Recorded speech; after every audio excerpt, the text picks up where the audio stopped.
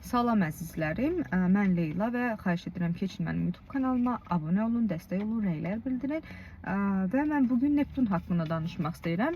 Neptunun bürclərə görə hansı evdə nə anlamı olduğu haqqında danışmaq istəyirəm və gəlin ümumiyyətlə Neptun yəni nəyi idarə edir, onun haqqında danışaq, sonra ayrı-ayrı bölüşlərdə keçərik. Yenə də xatırladım sizə ki, keçin YouTube kanalıma və dəstək olun. Demək, Neptun ümumiyyətlə sərhədlərin pozulması deməkdir. Yəni bu eyni zamanda nəyinsə genişlətməsi və yaxud həyatınızda nəyinsə itməsi deməkdir. Çıxması daha doğrusu. Və təbii ki, bu evlərdə onun biraz interpretasiyası, anlamı dəyişə bilir. Yəni ümumi anlamı dəyişmir, amma təsiri dəyişir.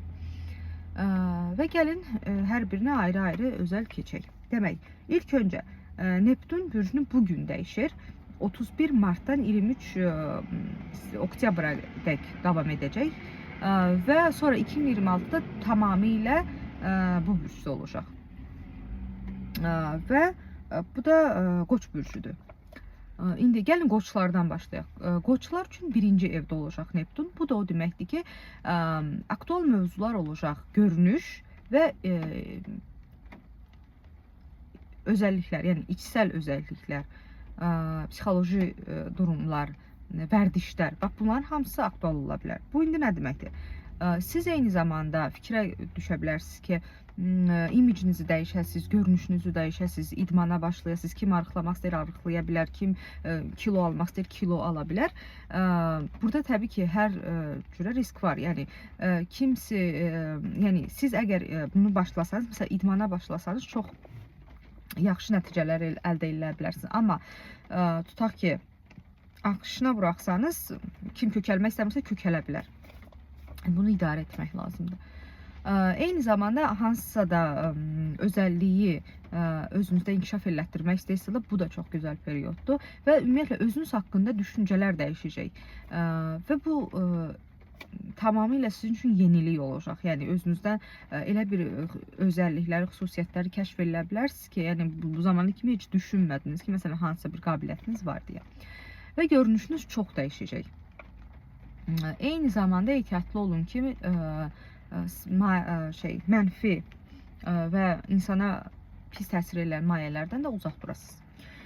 Sonra buğalar üçün 12-ci ev aktual olacaq. Bu da o deməkdir ki, həyatınızdan çox insanlar, hadisələr, əşyalar çıxa bilər. Yəni bir növ təmizlənmə gedəcək və insanlar haqqında düşüncələriniz tamamilə dəyişəcək, ətrafınızdakı yaxın insanlardan və ümumiyyətlə də insanlar haqqında.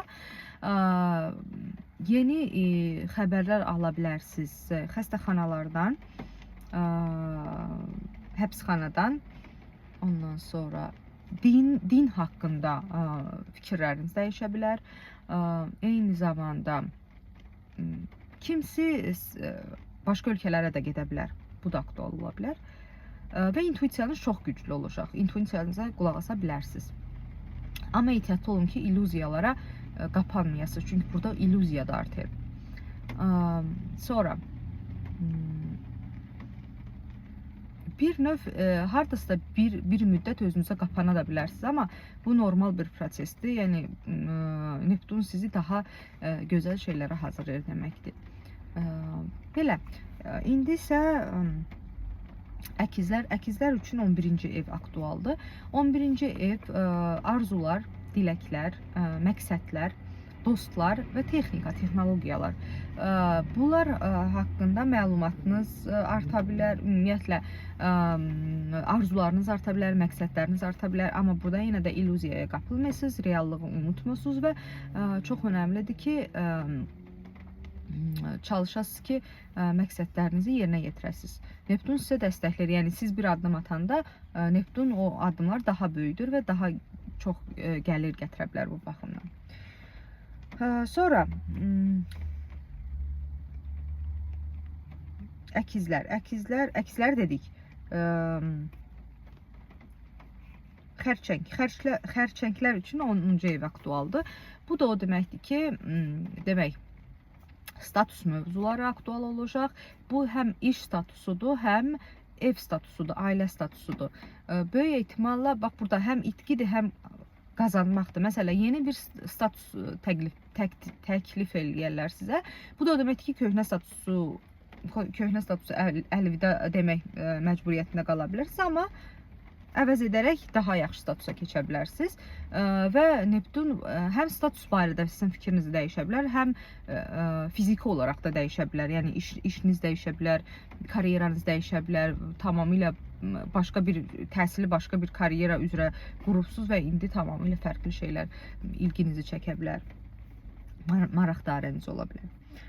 Sonra şirlər üçün 9-cu ev aktualdır. İlk öncə təhsil, qəbul olmaq istəyirsinizsə də qəbul olacaqsınız və təhsiliniz çox uğurlu olacaq. Həm də diplomları, məsələn, çoxdan da imtahan verə bilmirdinizsə, diplomunuzu artıq ala bilərsiniz.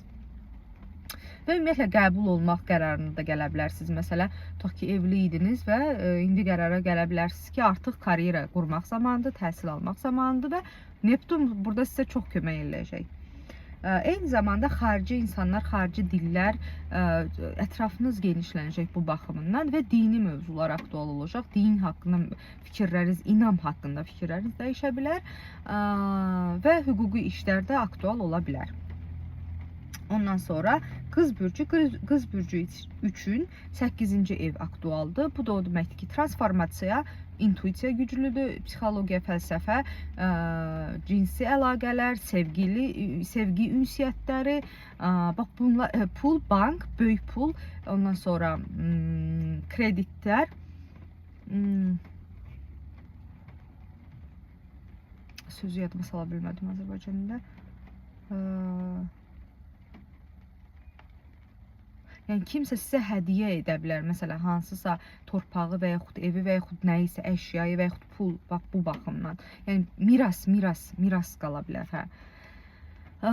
Və bu mövzular aktual olacaq.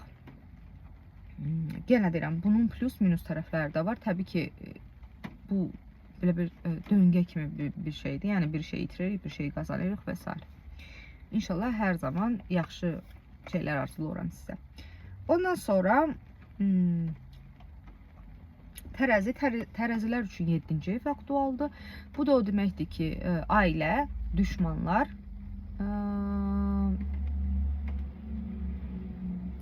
və dostlar da buna daxil edilə bilərik.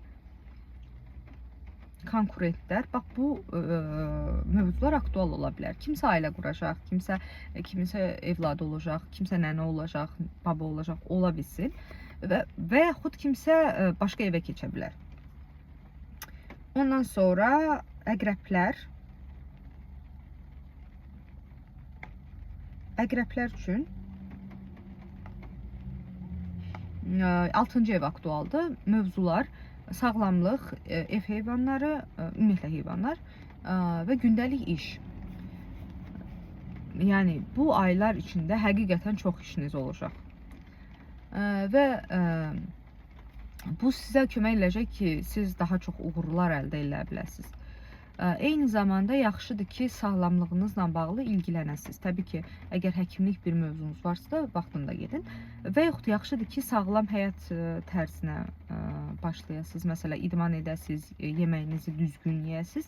Bunlar çox önəmlidir. Eyni zamanda kim çoxdanın ev heyvanı sahiblənmək istəyirsə də, bu çox gözəl perioddur. Kimsə məsələn, pişiyi var idisə də qərar verə bilər ki, indi 2 dənə yenə əlavə edin. Və yaxud həmən heyvanın evlatları ola bilər. Bəli. Ondan sonra oxatan üçün 5-ci ev aktualdır. Mövzular yadınızda saxlayın. Demək, Neptun hər hansı bir evə gedəndə ya çox böyüdür, ya da həyatınızdan çıxardır. İndi 5-ci ev. 5-ci evdə evlad, uşaqlar ümumiyyətlə, incəsənət, səhnə, çox və sevgi çox aktualdır.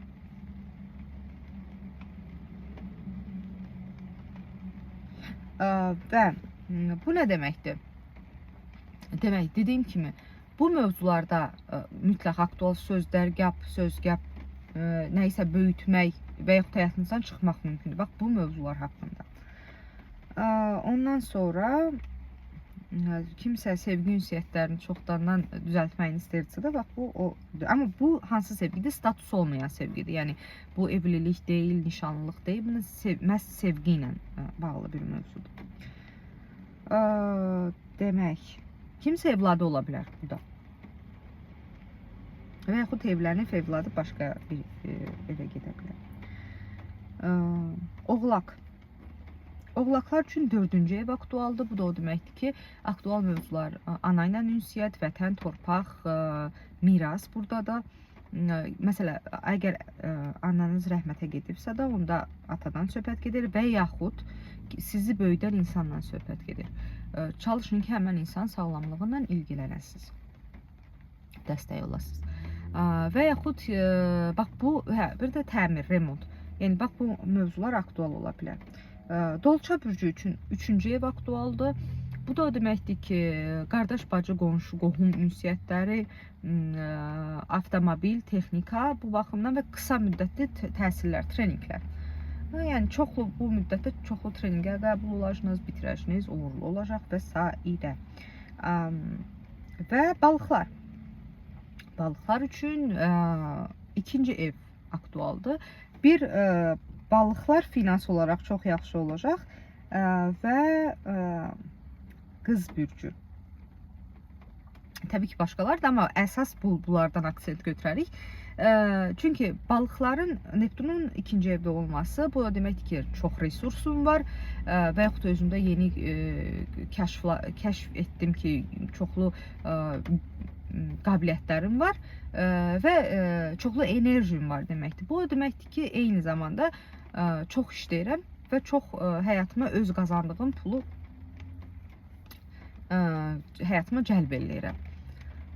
Və bu eyni zamanda o deməkdir ki, yəni, bu aylar müddətində pul həm xərclənəcək, həm gələcək. Yəni, çoxlu pulunuz olacaq və çoxlu, yəni, pul itirmək o mənada yox ki, pul itirirsiniz. Kimsə doğrudan itirə bilər, amma bu daha çox hansı mənadadır bilirsinizmi ki, çox xaricləyirsiniz, çox qazanırsınız. Yəni, pul baxımından, bu baxımdan çox aktiv bir dönəmə girəsiniz.